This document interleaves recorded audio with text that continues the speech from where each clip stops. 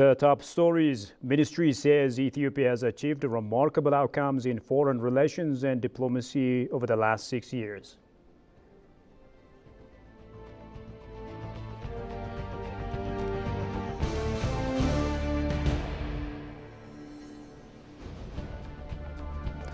And Sweden pledges to focus on trade and investment to boost economic development.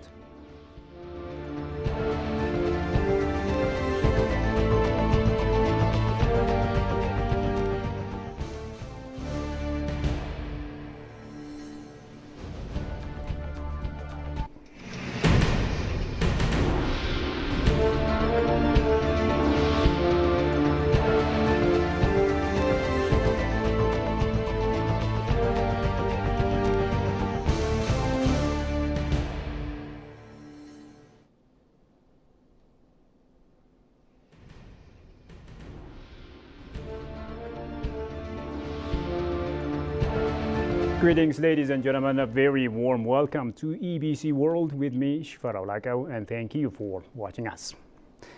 Now, Prime Minister Abiy Ahmed has visited the production of vehicles and components by local companies. Following that, he pointed out that boosting metal production is integral to the country's industrial development policy. In his latest social media post, the Premier said with foreign direct investments, the country is advancing local manufacturing of top-notch high-tension cables and electric towers catering to the telecom and electricity sectors. The Premier expressed his contentment to observe the production of vehicles and components in his country.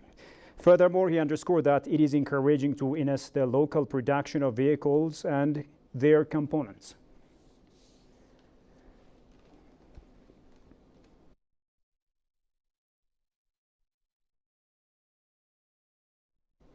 The State Minister for Finance, Samaretta Soasu, and Gunther Berger, Managing Director of United Nations Industrial Development Organization, signed Enhancing Integrated Agro-Food Parks Development in Ethiopia Phase 2 project.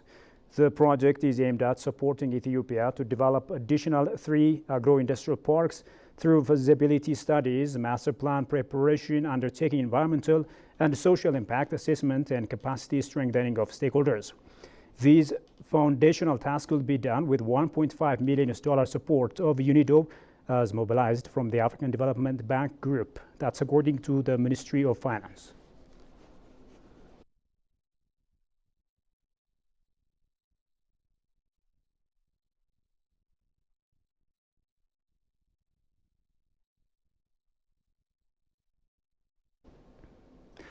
Moving on, the Ethiopian Investment Board has issued a new directive outlining that foreign investors can engage in specific trade investments.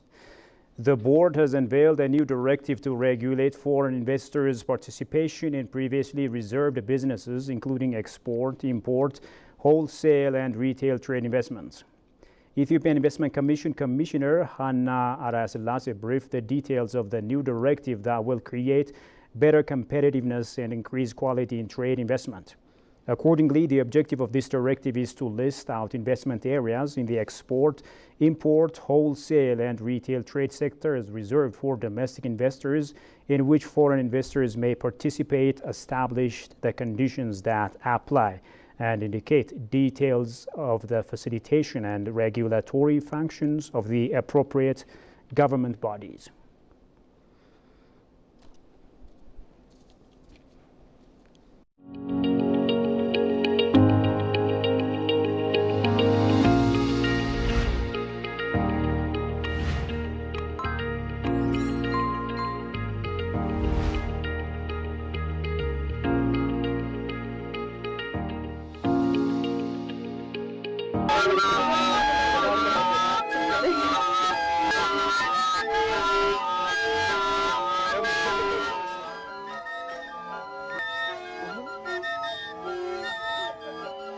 This is the Fila festivity.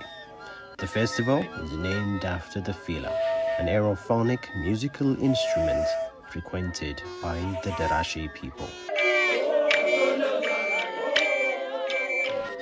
The Darashi are concentrated in and around Gidole, an ancient town founded in the mid-1920s and is now located in the Gardula zone in the southern Ethiopia. The fila are generally made of bamboo and are suited to either high or low pitch sounds. ብርሃኑ ኩናሎ እባላለሁ። የጋርዱላ ዞን ዋና አስተዳዳሪ ነኝ። ከልጅነቴ ጀምሮ የምትጀምረው ነው። መጀመሪያ በደራሼ ባህል My name is Brano Kunalo. I am Chief Administrator of the Gardula Zone. This is something I grew up with right from my early childhood. According to the Derasha way of doing things, a child, irrespective of sex, has to learn the fila dance. የፊላ ጫወታ ነውና እኔን በተመለከተ ከልጅነቴ ጀምሮ ያደኩበት ነው። A fila choir is said to be complete when participants are anywhere between 24 and 30. But since nearly everyone practices in the dance, celebrants have no problem coming up with that required choir formation. ድካም የለም በጣም Yeah, you are absolutely right. There is no tiring in this. We never get bored or wiped out because we simply got the lungs for this. It's a game I like best because it enhances communal values. ከጠዋት ጀምረ ቀኑ ሙሉ ብትጫወት አይደክምህም።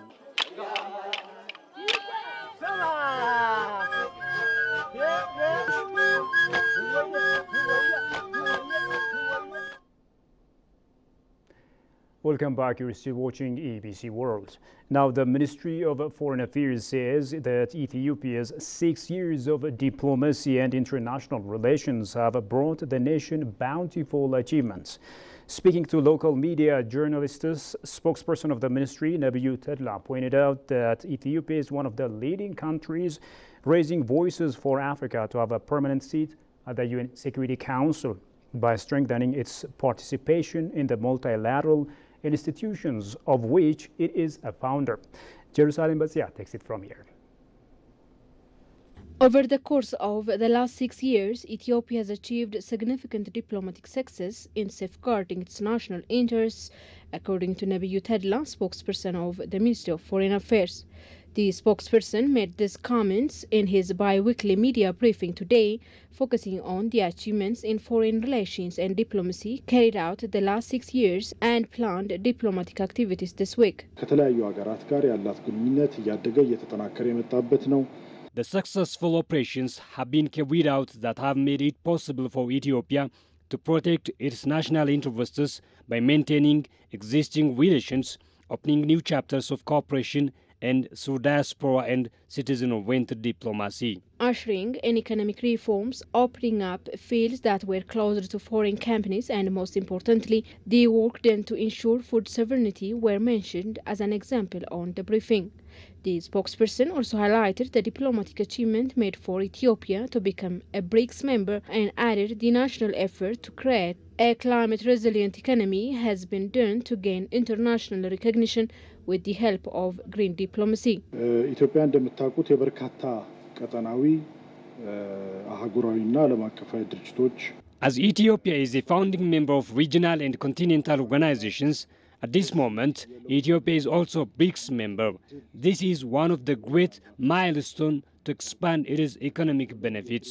ጥምረት አባል መሆኗ ነው። The spokesperson also highlighted Ethiopia as one of the leading countries that are raising voice for Africa to have a permanent seat in the Security Council by strengthening its participation in the multilateral institutions of which it is a founder.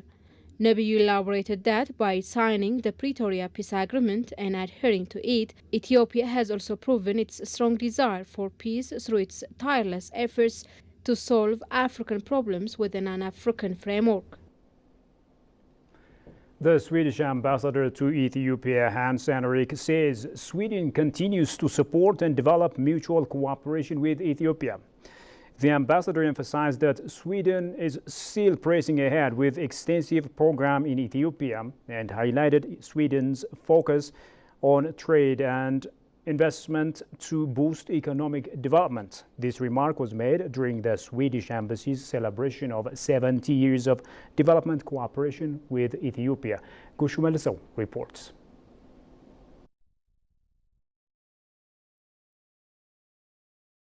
Back 70 years, the historic visit of Emperor Haile Selassie I in 1954 laid a strong foundation for the deep-rooted diplomatic ties and development cooperation between the two nations. The Swedish embassy to Ethiopia celebrated 70 years of development cooperation with Ethiopia. A panel discussion titled Ethio-Swedish Solidarity was held at Addis Ababa University's Institute of Ethiopian Studies. The discussion aimed to spark conversations about the historical, present and future solidarity between Sweden and Ethiopia. In an exclusive interview with EBC World, Swedish Ambassador to Ethiopia Hans Henrik said Sweden continues to support Ethiopia and develop mutual cooperation. Ethiopia is a very important country in the region, and stability in Ethiopia will also contribute to stability in the Horn of Africa.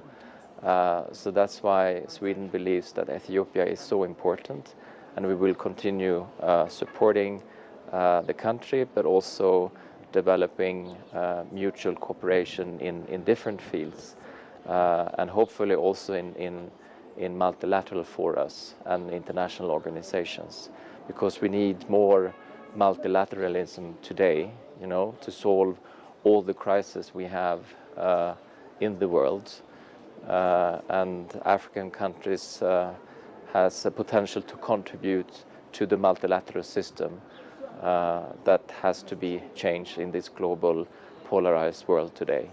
The ambassador highlighted that Sweden has quite a broad program in Ethiopia and about 30 of its companies are operating in Ethiopia. He elaborated Sweden prioritizes to focus more on trade and investment to enhance economic development. From the Swedish government side, our priority is to focus more on trade and investments, because we believe that economic development will also prevent future conflicts. So that's the priority from the government side globally, I would say, right now, and also to work with and support regional integration, especially in the Horn of Africa or in other parts of Africa, because we need more trade also between African countries, but we also need more trade between Europe and Africa. Ethiopian scholars who received scholarship and studied in Sweden took part in the panel discussion. Ethiopia should learn agricultural practices and a way to keep animal and plant production management. In planning, in preparing, and in also agricultural makeups, we could say they have really managed to do a lot. You learn, as I said, you learn a lot of things, especially the management, the way they keep animals and plant production management. You can learn a lot from that. The future, I don't know how the future prospect will be, but we are hoping there will be a good relationship between Sweden and Ethiopia, as it has been during the old golden days. But the future will depend also on the young generation who come and study, who come and develop. And they are very lucky now because of the technology, because of the internet. They learn a lot from it. Since the establishment of diplomatic relations, the two countries have enjoyed cooperation in social, economic, and political areas, it was learned. California University anthropology professor Donald Dunham says indigenous knowledge is crucial in the development of both modernizing governance and scientific endeavors. The professor said this at a workshop on culture and history opened at Jinka University on April 15, 2024. Johannes Fantaun has the following story from the Ethiopian News Agency. California University anthropologist with over 5 decades of research activities across Africa, including Ethiopia, and who has published books on sociological and political issues, Professor Dunham noted that Ethiopia has remarkable wealth of indigenous knowledge and cultures. According to him, most of his research and study years have been dedicated to Ethiopia, and believes that the country is endowed with beautiful landscape and diverse cultures. The professor, who has presented a paper titled Ethiopia's foundation and indigenous knowledge of conflict resolution, emphasized the role of multicultural and multiple identity for the emergence of the new Ethiopia. There are traditional ways of solving conflicts, so sometimes those are very useful. And so I think there's been a lot of work on that area of bringing back traditional ways of solving conflicts in relation to the kind of modern government way. Jinka University Academic Vice President Elias Alamu said the aim of the workshop was to foster collaboration between historians and social scientists. Adding, he expressed his hope that the event would act as a spark to encourage collaboration in research projects between academic institutions and research centers inside and outside of Ethiopia. Hawassa University social anthropology lecturer Hannah Getachew on her part stressed the importance of the workshop in fostering a global exchange of knowledge and experience. She emphasizes the need for social scientists to transcend disciplinary boundaries, urging researchers to delve into diverse cultures and unearth the wells of crucial yet often forgotten values embedded within them. በጥናትና ምርምር የተደገፉ ስራዎች እውን ለማድረግም The workshop has helped us to get domestic and international experiences. Community researchers should not confine themselves to one area. Researchers in the field are required to explore other cultures and work to bring out many cultures with important values that have been forgotten and hidden. ሳይንቲፊክ ከማድረግ አኳያ ጥናትና ምርምርን አብሮ መስራት ከተለያዩ ዩኒቨርሲቲዎች ጋር ያጠነክራል። And finally, a quick recap of the top stories. Ministry says Ethiopia has achieved remarkable outcomes in foreign relations and diplomacy over the last 6 years.